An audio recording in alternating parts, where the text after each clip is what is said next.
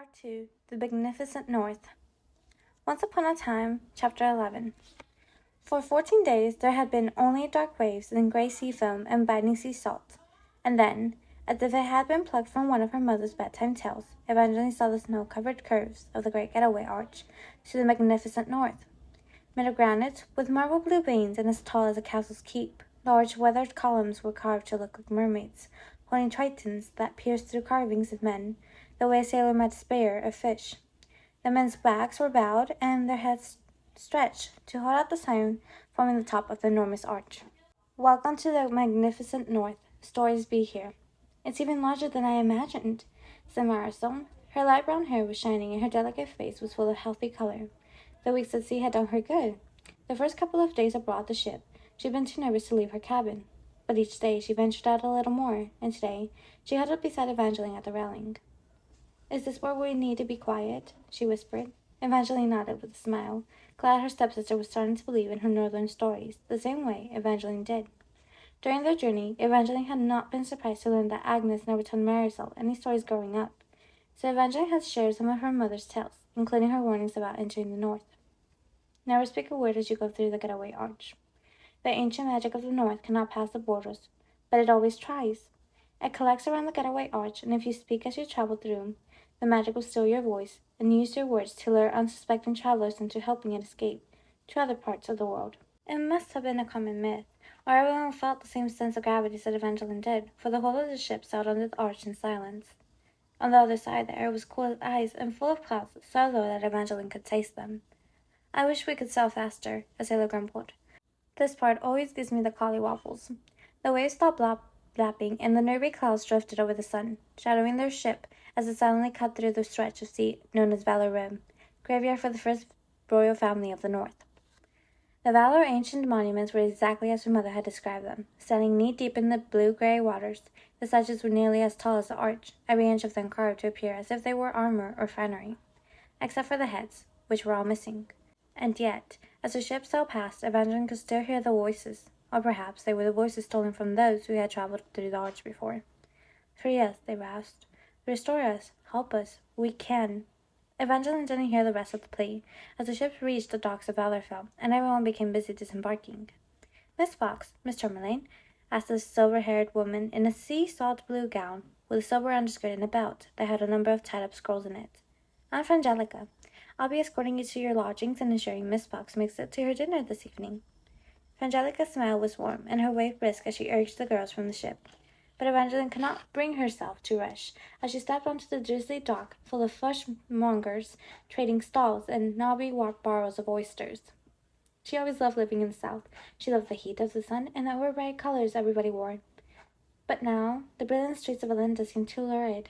Here, everything was mistouched. It was all foggy grays, rainy blues, and deep purples, the exact color of fresh plumes. The burly men on the docks all looked as if they could step into a forest and fell a tree with one swing of an axe. They wore leather boots covered in heavy buckles, while the women wore thick woolen gowns and belts like Frangelica's, which held everything from bottles of tonics to palm-sized crossbows. Just taking in the cool, crisp air made Evangeline stand a little straighter and breathe a little deeper, and— "Marisol, look! Tiny dragons! Oh my!" Marisol went pale as a robust pop sounded, and a tiny pepper-black dragon, about the size of a chipmunk, shot out streams of red fire to sear a fish stick at a nervy stall. On the docks, the adorable little beasts appeared to be as common as squirrels. Almost every vendor had one. Marisol was clearly not fond of the small winged creatures, but Evangeline was delighted to spy tiny blue dragons sitting on shoulders and leathery brown ones perched on carts. The miniature beasts roasted apples and meats, blew glass bubbles, and heated earthen mugs of drinking chocolate. It all was as charming as her mother had said.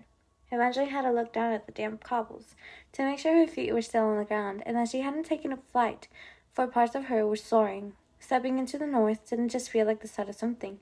It felt like the start of everything. Beyond the docks, spires of hardy wooden shops grew upward instead of outward.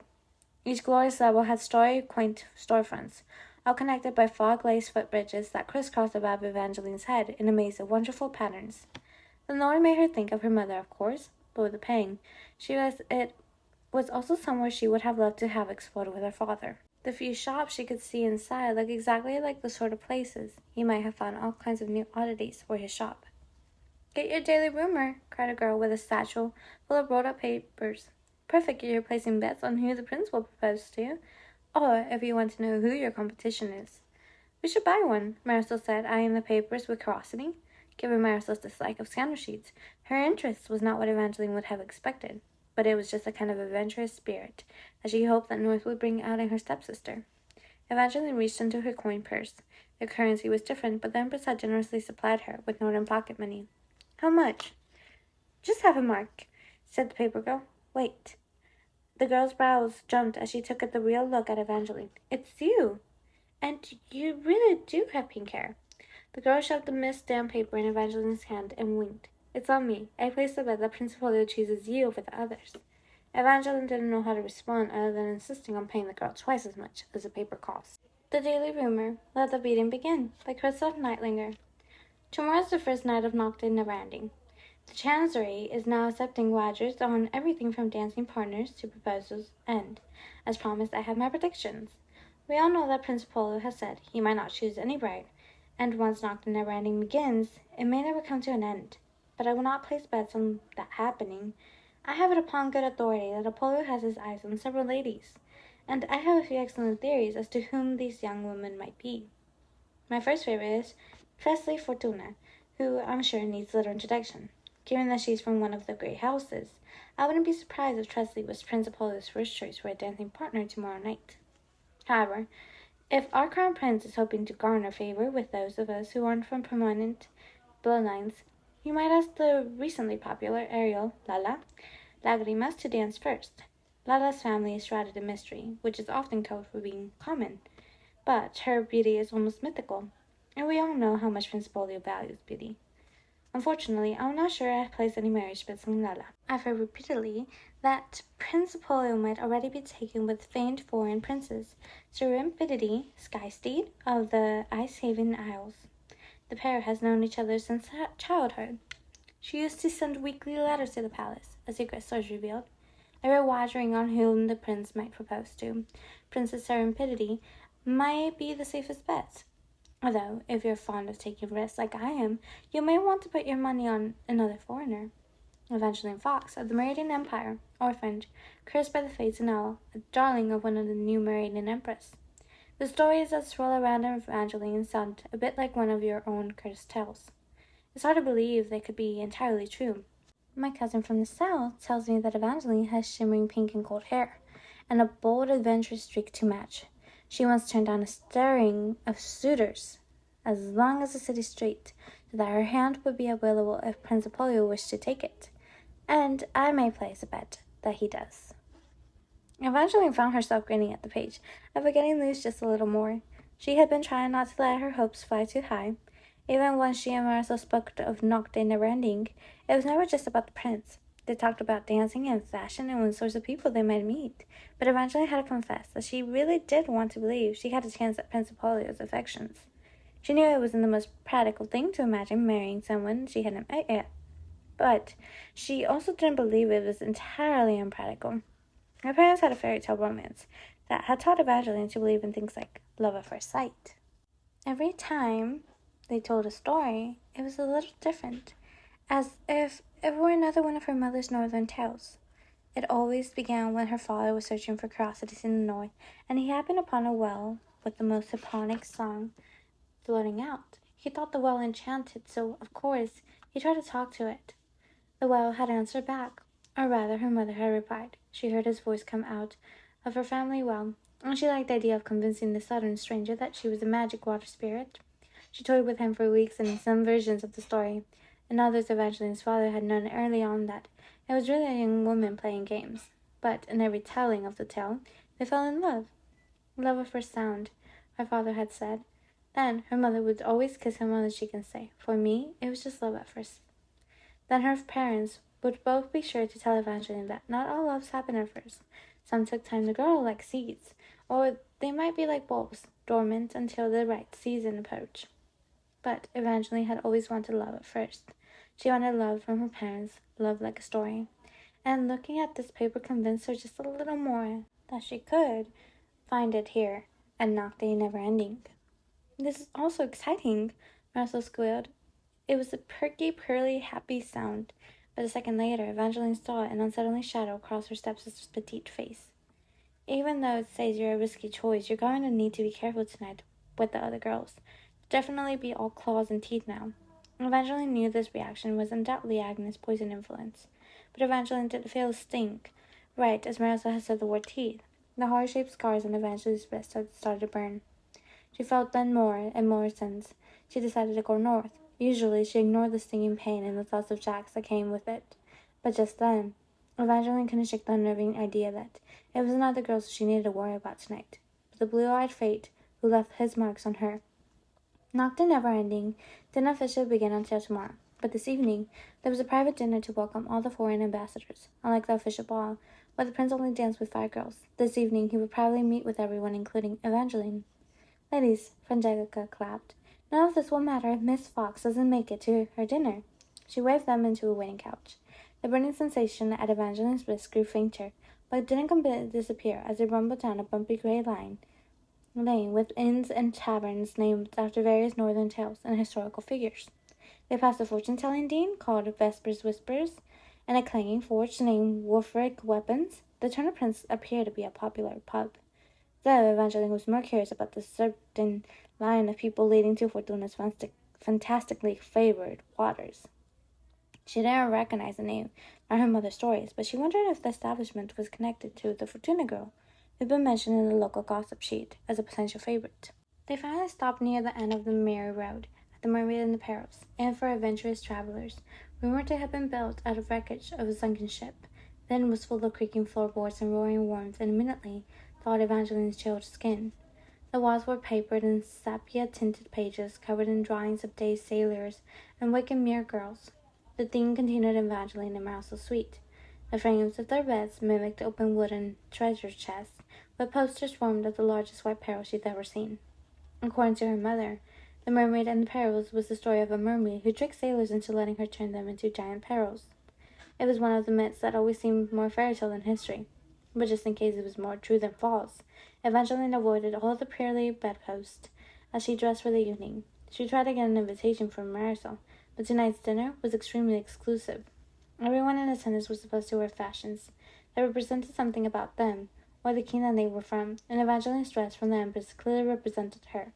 Instead of sleeves, there were merely thin lines of silver that wrapped around her arms and décolletage, and then continued down, flowing over her snow-white bodice and fitted white skirt like veins of marbled stone.